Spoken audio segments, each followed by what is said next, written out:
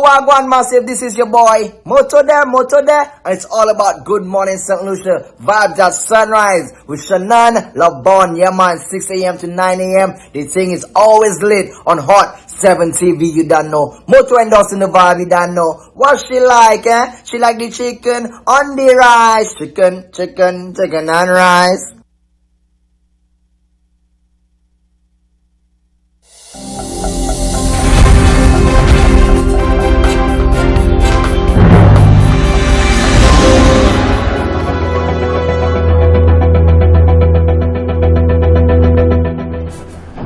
So welcome back. We are now into our Beyond the Headlines segment, brought to you with the compliments of Flo. And we first broke here on Good Morning St. Lucia Vibes at Sunrise that there is a new twist in the growing hair debate. Joining the broadcast now, the chairman of Rise St. Lucia Inc. and member of hairstyles, the advocacy group, who's been at the center of the growing hair debate, Dr. Venus Sherry. Venus, welcome. Thanks for waking up early and joining us.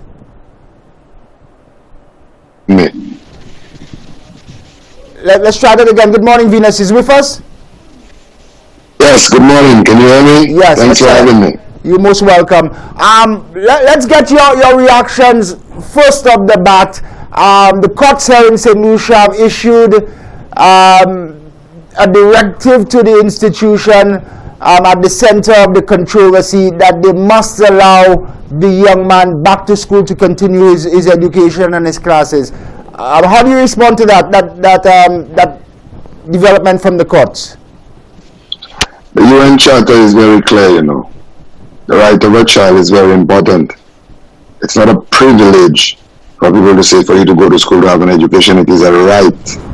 And we cannot trample on the right of a child for an education. Institutions all have rules and regulations, but those rules and regulations cannot supersede the Constitution. If a parent doesn't send a child to school, they're liable to arrest and even imprisonment. So why would an institution think that they have the power? If a child hasn't committed a crime, something that they can be charged or their parents can be charged if they're a minor, why would a school feel that they have the right to keep a child from the classroom?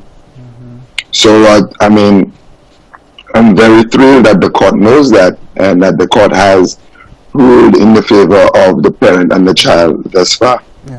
But is it concerning for you that in a 2022 society, we're still discussing hair, we're still discussing persons' appearance? Isn't it somewhat discriminatory?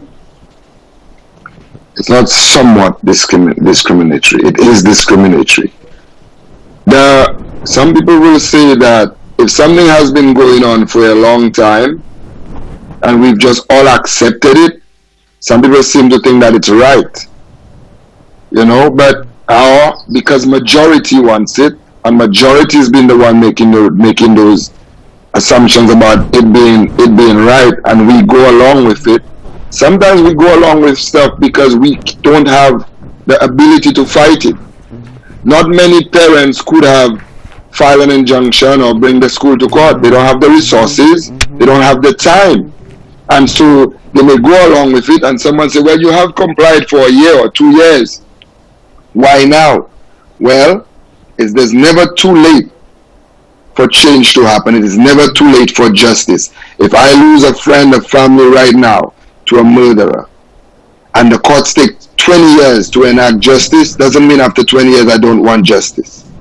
You know, so the fact that in 2022 we are discussing hair, or we've had educators say to parents that a child wanting to grow their hair is linked to criminality, says a lot about our educators. But we've always known that. Every generation seems to think that the generation after them is a little more indisciplined, is worse than the generation before. And we've always said, oh, those children nowadays, and you hear that for every generation. And it makes no sense to me when I don't want this particular institution to be the center of this. Absolutely. This fight is not against this institution. Absolutely. This fight is against policies in our education system that should govern every single school on the island, that is wrong. And it's unfortunate that this particular school is the one in the headlines, when, to be honest with you, when the group started, when this issue started, it was not at that the school was not even on our radar. Yeah. There's so many other examples all around St. Lucia, but as you rightfully said, it has zoomed in on that one institution. But our intention is not to drag this institution, which has performed so admirably over decades, into the center of this controversy as well. It's rightfully about policy, as you said. Worrisome for you, Venus, that the national policy seems to going to be designed out of a court decision and not outside of good sense? Well, we have, most of the time we mimic what happens in big countries, kind of America mostly, and sometimes when something is wrong, it takes a high court in the US to come and make those decisions and set those laws, set those federal laws. Yeah. And so that's what it takes. If the Ministry of Education hasn't acted and it's been left, if you read almost every rule book of the secondary schools where this policy is concerned, it says at the end that the administration or the principal or vice principal have the final say. So this is basically, I can go to Corinne and a principal can say, no, go home because of your hair, so I miss out on my education. Whilst a child at Entrepot will be sitting in class and getting that education. I mean, at the end of the day, what's most important to us? The education of the An educated child or a child with a flat haircut or a long haircut? I would take a child with a bald head that got in it, that took education serious, as opposed to a child with long hair that didn't take it serious. The same way I would take a child with long hair that took education serious as a child with the hair well groomed that didn't take education serious. What we need to focus on is the education of the child, and grooming is part of the education. But who decides what is grooming? Is it the same discriminatory process and procedure that we followed when we said Rastas did not belong in schools? Or women did not have a right to vote? Or a woman who got pregnant whilst being a teacher who was unmarried had no place in schools? Or the practice that we still have going on where if a young lady is in school and gets pregnant, they don't get to graduate.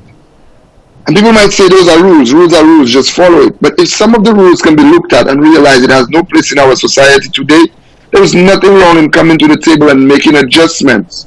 And it's not just, we're not advocating for new rules for our children or even for ourselves. Because funny enough, my brother, we look at sometimes the House of Parliament and we look at the behavior of the men we have in there, and it's left to question, like, are you guys not aware that our children are looking? That the whole country, the world is looking? Because sometimes the behavior, you like, there's no place for that in the House of Assembly. And the problem with our society is we seem to hold children more accountable than we hold adults. And students should just get an environment where they can come and feel relaxed and feel free. You know, when you've had a good breakfast, you feel good about school, your first day, and you're all excited, you get to see your friends after so long, after COVID and everything else. A child don't need to be told that because your hair is longer than 1 inch or half an inch, you're not allowed. Absolutely. Thanks for that honest and direct opinion. We're talking here now, and we're talking the education system, but as you said, there's so many policies, so many laws which should be revisited. But the hair debate now should move from education to the workplace and every other sector, because there's discriminatory practices in every other sector related to persons here as well. And should it start, Venus, with a fair and honest national apology to all who have been offended with this quote-unquote rule? It should start with it should start with an apology to the Rastafarian community. I just sat on a show with Suku on Monday night on Solutions, And bro, like just thinking about this wants to bring tears to your eyes. Imagine you, an educator, going to a foreign country, coming back more educated, ready and willing to give your service to your country, and having gone on government scholarship, which means you were on bond. You as the individual, if you broke the bond, you're liable to arrest, charge, and imprisonment. But because you came back with a particular religious belief and wearing a particular hairstyle, the government was willing to set you free. Free of the bond. Set you free from that bond. So as not to have you and your presence and your look in their workplace, in their workforce, like, or to offer you a job of clerk, or to somewhat humiliate you or degrade you. And for 6 years, do you know how long 6 years is? You couldn't land a job because of that discriminatory practice. People of our own community, born and raised here, who have every right as every other citizen, were not allowed in schools. When we talk about repatriation, if we have a community or set of people who are less educated than another set, because our policies discriminated against them, I think the apology should start with them and then go to the wider public. Honestly. And I'm not saying that because I'm Rasta. Again, most Rastas might say, I don't think Cherry is really Rasta. I don't drink. I don't smoke marijuana at all. I don't participate in those rituals. I like to twist my hair, style it. I like my hair to look good. I like to look groomed. Well groomed, how I perceive well groomed to be. Some days I like it all dropped and fuzzy and crazy, and I wake up and I like, yeah, that's the look. I like it. So I think we should start that way. But there's so much discrimination happening in our workplace. It's not just the hair. We saw recently when COVID hit, we used COVID as an excuse to discriminate against people who had apprehension about taking the vaccine. And today, many people are still unemployed because today many people are still unemployed because they lost the job because they didn't get vaccinated. So it's like our policies are not set based on what is truly a human right. People just do what they want, and I want to question, where is our labor department and how effective are they when it comes to the rights of people? We hear cases every day, bro, and I know we're talking about the hair, but you can't just talk about one thing in isolation. Absolutely. We hear cases every day of sexual harassment in the workplace. Women mostly suffer in this, and nothing is done. Absolutely nothing is done.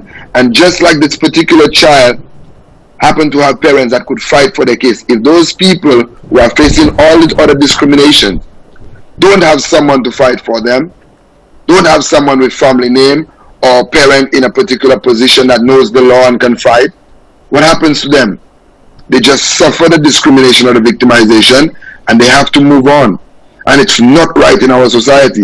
And if we're saying that we're teaching kids and preparing them for the workplace, maybe the workplace should first prepare for those kids. Maybe the workplace should have the policies that are fair and just. So we live in a fair and just society, so we wouldn't be discriminating against children in school, telling them we're preparing them for the workplace. And then we have adults in the workplace and adults in senior leadership positions who don't have to abide by those same rules that we want to hold our students and our children to. Very much unfair. That goes back to what I said to you earlier. We tend to hold children more accountable than we hold adults. Yeah. If you watch our society right now and how politically divided we are, if a member of the current administration does something that is wrong, their supporters will find every excuse to make it seem right. If a member of the United Workers' Party does something wrong, their members will find every justification to make it seem right.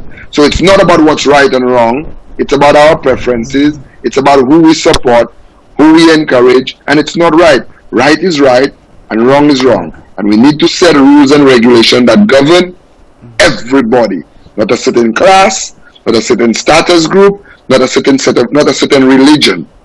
We have a situation in many of our schools where St. Lucia used to be about 80% Catholic. Most of the rules that govern those schools and institutions are religious based, based on the religion that was dominant. And it hasn't adjusted when people have changed their preference and their beliefs. It's still mostly religious and, sorry to say, Catholic. And that needs to change. There's nothing wrong with Catholic. There's nothing wrong with Pentecostal. There's nothing wrong with Jehovah's Witness. We just need to create a society where we respect everybody's belief. There is no reason why in this heat, we are asking Rastafarian students in school to cover their hair. I'm going to tell you what happened earlier during the week. I decided to visit a school. Just visit a school and stand outside the assembly and listen. Because the debate's been going on from last week. And so I know schools would make adjustments and bring the students in. And I visited a school and listened to them ask all the female students to leave for them to address the male students about grooming and about the rules about their hair, considering what had happened last week. And I waited, didn't disturb, and when the administrator was done, I had a word with her. Mind you, that administrator is wearing locked extensions. Okay? And I sat in the office with that administrator, and it got hot. And the administrator reached in her bag and pulled out a little hand fan and went bzzz. And I said, "But Madam Administrator, you're hot. Your hair is not covered. You're sitting in a room, there's just only two of us, and you're hot." Fathers Venus, for those kids in the class, can you have their hair covered in the classroom? They don't have the liberty and the budget to have one of those fans. They don't, and if they did pull it out, a teacher would say it's distracting. Yeah. It's a problem and would confiscate it. Yep. Again, we're holding kids more accountable and expecting them to have more tolerance than we are. And then I asked the administrator, I asked for a copy of the rule book and I read it. And it also said the administrators have the final say. And I asked when was the last time it was revised, and she said not too long ago. I said, can I get an updated copy? She said it's not yet printed. They should have had it, but they don't have it yet. And I asked, where was the student council representative during that meeting with your administrators, your teachers, when you say you guys unanimously voted for the rule to stay as is? And she said, is it okay if I don't answer that question? I said, okay. I said, but do you know, by law, the student council body is an extension of the administrators. And when such decisions are being made about students, they should have a seat at the table. Absolutely. But they were not. They were not. And so, if we're talking about following rules and regulations, we should lead by example. So if we're having such a meeting, we should not exclude the student council who is the representative of the student. Absolutely, you're absolutely correct. But that has been our history, sadly, Venus. And these things are ripping at our core and are exposing our nakedness as a society. My next guests are already standing by. There's so much more as part of this interesting discourse that we can do. But finally, Venus, how do we begin to change and have these issues which seem to matter most to the citizenry than to the leaders placed at the front burner and start to design and develop real change? How do we begin? Where do we start?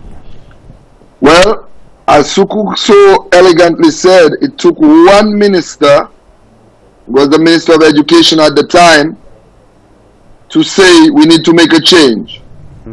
And we all praise and hail Sir John Compton as the father of the nation. But on that interview, Suku said that in one instance, as the father of the nation climbed the stairs, looked down upon him and the said minister and said, "Sir, I hope you know what you're doing, bringing those rascals into our schools." That was the father of the nation, someone that was fighting for independence for us. So if the mindset of those leaders are wrong, if the mindset is one where everyone is not equal and don't have the rights, we will always have people saying, rules are rules, just follow it. So this is where we start. It's the mindset. Very open-minded discussion, Venus. I thank you for your cordiality. I thank you for your honesty. So much more we can discuss, and we'll catch up again at a later date. Thank you guys for having me, and have a blessed day. You're most welcome. The chairman of St.Lucia and member of hairstyles, that advocacy group which has been at the center of the controversy. Even before the controversy, they alerted the Ministry of Education of this worrisome situation and tried to engage them. However, school opened on the 5th of September, and as predicted by the advocacy group, the issue surfaced again. On the good side of things, a new rule is about to be designed. Unfortunately, it's the people at the lead, not the educators, but it's the legal system, and a new rule is going to be designed following the court issue of an injunction. Technician, just before I bring on my next guest, let's put on those documents on the screen. Good morning, St. Lucia. We have been given exclusive access to that court injunction. I will put it on screen and share it with you in its entirety at this juncture as the hair debate continues to grow. Injunction issued, that order issued by Justice Kimberly Snack-Fulgens on the 9th of September, Friday the 9th of September. Once it's on, guys, just let me know that it's on. And the child in question, who we will not name for obvious reasons, has returned to class as of Monday the 12th of September. And I'm quite sure, I can guarantee he is in class today. You know the background. His father, the father of that 13-year-old student, took legal action against the learning institution when his son was denied entry into school on the 5th of September, the first day of school, in issuing the injunction last Friday 9th. Justice Fulgens Justice Snack-Fulgens wrote, quote, "The first respondents in the matter, St. Mary's College, whether by themselves, their servants, or agents, shall forthwith permit the minor who was excellent." We have the documents on screen now.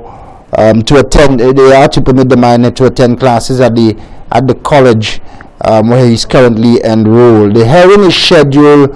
That is pending an inter-parties hearing for the application, and that hearing is scheduled for October 7th, 10:30 in the morning, at which time the court will reconsider the application and decide whether the order should stand. So a small victory now, but from all the looks of things and from where we sit now, definitely a new rule will take effect, and we await the hearing, that inter-parties hearing scheduled for October 7th, 2022. Let's just go through sections of that decision handed down by Justice Kimberly Snack-Fulgens. Well, not just not a decision, but an injunction order. It is hereby ordered that 1. Naya Elliott, the biological mother and legal tutor of the minor, we will not name, is appointed next friend and the said minor for the purpose of conducting proceedings on his behalf. 2, that the first respondent, whether by themselves, their servants, or agents, shall forthwith permit the minor to attend school and classes at the St. Mary's College Secondary School, where he is currently enrolled as a Form 3 student, pending the inter-parties hearing. Let's move on, guys. It's 3. The application for, just come down slightly for me, the application for injunctive relief is listed for the inter-parties hearing on the 7th day of October 2022. to 10:30 a.m. At the hearing on the return date, the court will reconsider the application and decide whether the order should continue. If the first respondents do not attend on that date and the time shown, the court may make an order in their absence. The applicant shall file a substantive claim on or before the 26th of this month, September.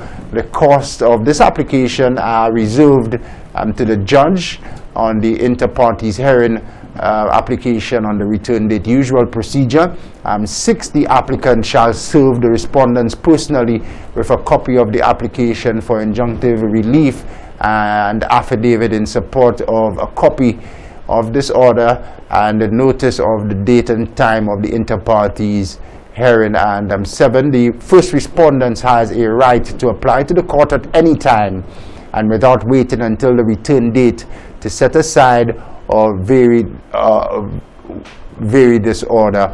The first respondent must give written notice of the application to the applicant's legal practitioner. If the first respondents intend to reply on any evidence in support of the application to set aside this very order, or intends to rely on any evidence to oppose the continuation of the order at a return date, the substance of it must be provided in writing to the applicant in advance. Legal language, there are a lot of legal language, legal jargon, but in essence,